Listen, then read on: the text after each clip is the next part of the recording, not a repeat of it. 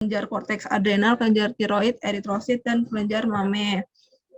Fungsi utama untuk pembentukan NADPH untuk sintesis asam lemak dan steroid, dan mempertahankan glutation reduksi untuk aktivitas antioksidan. Fungsi kedua, sintesis ribosa untuk membentuk nukleotida dan asam nukleat. Berikut adalah jalur pentosa fosfat.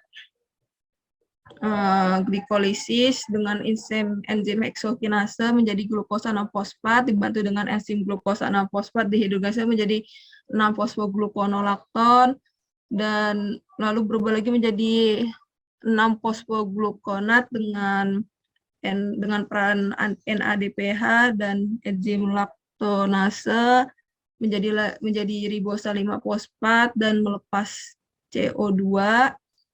Terus berubah lagi menjadi ribosa 5-fosfat. Ribosa 5-fosfat ini menghasilkan siderosa 5-fosfat dan nukleotida koenzim DNA RNA. Lalu glukosa 6-fosfat juga dengan bantuan enzim transketolase menjadi silosa 5-fosfat.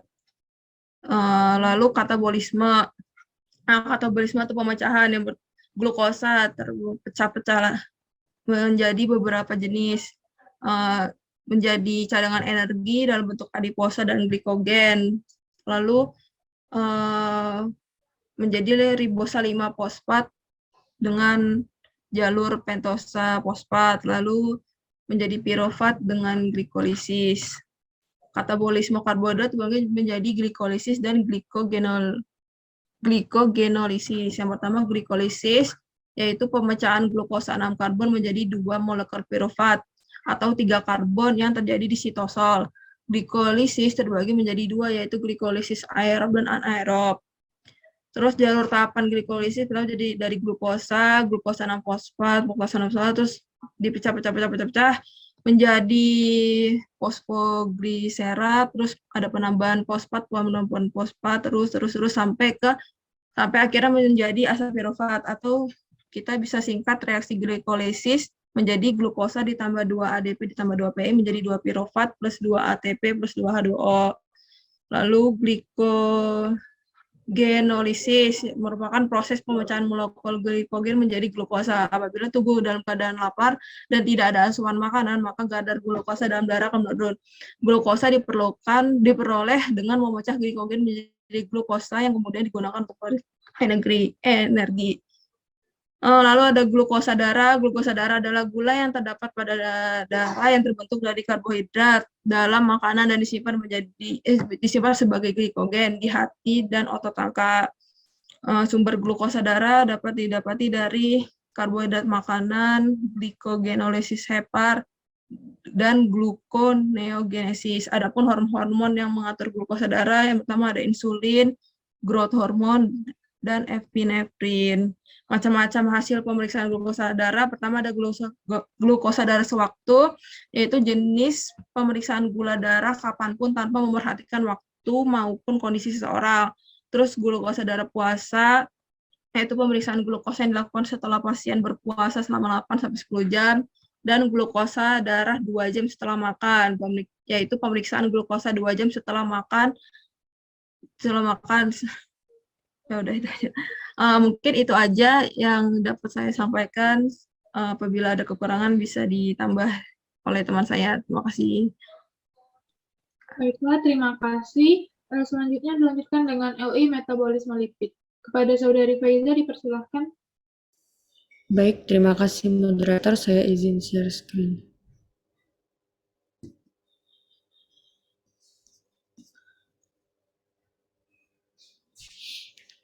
Baiklah, di sini saya akan menjelaskan tentang metabolisme lipid.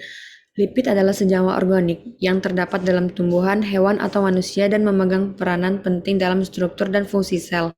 Senyawa lipid tidak mempunyai rumus empiris tentu atau struktur yang serupa, tetapi terdiri atas beberapa golongan. Berbeda dengan karbohidrat dan protein, lipid mempunyai sifat tidak terlarut dalam air, tetapi larut dalam pelarut organik nonpolar seperti ether, kloroform, aseton, dan benzena. Berdasarkan sifat demikian, lipid dapat diperoleh dengan cara ekstraksi dari jaringan hewan atau tumbuhan menggunakan ether atau pelarut nonpolar lainnya. Lemak juga berfungsi melindungi organ-organ tubuh tertentu dari kerusakan akibat benturan atau goncangan. Lemak juga merupakan salah satu makanan yang mengandung vitamin A, D, E, dan K. Pencernaan lemak terutama terjadi dalam usus karena dalam mulut dan lambung tidak terdapat enzim lipase yang dapat menghidrolisis lemak. Dalam usus lemak diubah dalam bentuk emulsi sehingga mudah berhubungan dengan enzim tripsin dalam cairan pankreas. Hasil akhir dari pencernaan lemak ialah asam lemak, gliserol, monogliserida, digliserida, dan serta sisa trigliserida. Lipid yang penting dalam kehidupan adalah lemak-lemak netral atau trigliserida, fosfolipid atau senyawa sejenis, dan sterol. Trigliserida terdiri atas 3 asam lemak yang berkaitan dengan gliserol. Asam lemak merupakan bagian struktur membran biologi yang penting sebagai sumber energi bagi jaringan otot bahkan pada keadaan tidaknya glukosa. Metabolisme mencakup proses anabolisme dan katabolisme. Hati merupakan pusat metabolisme lipid yang bertanggung jawab dalam pengaturan kadar lipid dalam tubuh. Nah, berikut ini adalah proses metabolisme lipid. Dari trigliserida dapat disintesis dari asam lemak. Asam lemak diaktifkan menjadi asil CoA oleh enzim asil CoA sintes dengan memakai ATP dan CoA. Dua molekul asil CoA bergabung dengan gliserol 3-fosfat untuk membentuk 1,2 diagliserol fosfat-fosfadiafat yang terjadi melalui 2 tindakan yaitu lipofosfadifat yang dikatalisis oleh gliserol 3 fosfat asil transferase dan kemudian oleh 1 asil gliserol dan 3 fosfat asil transferase. Fosfat dikonversi oleh fosfat fosfadidolarase menjadi 1,2 diasil gliserol.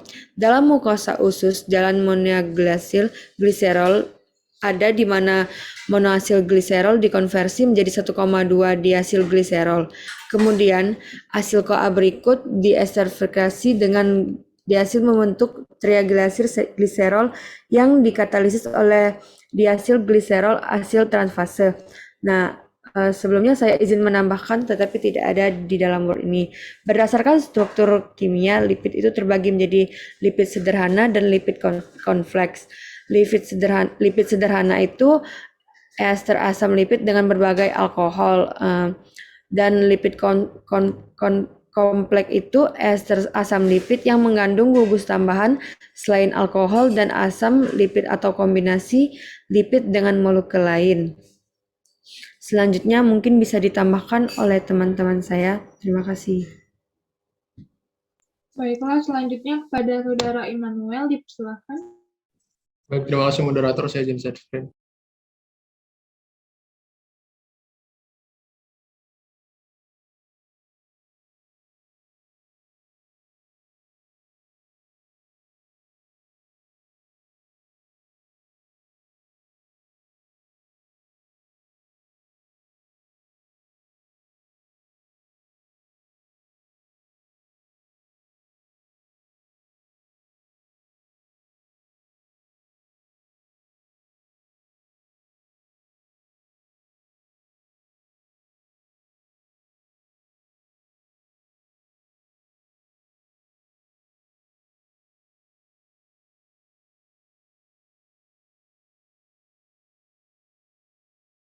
Mohon maaf sebentar ada sedikit gangguan, saya stop lagi. Baiklah.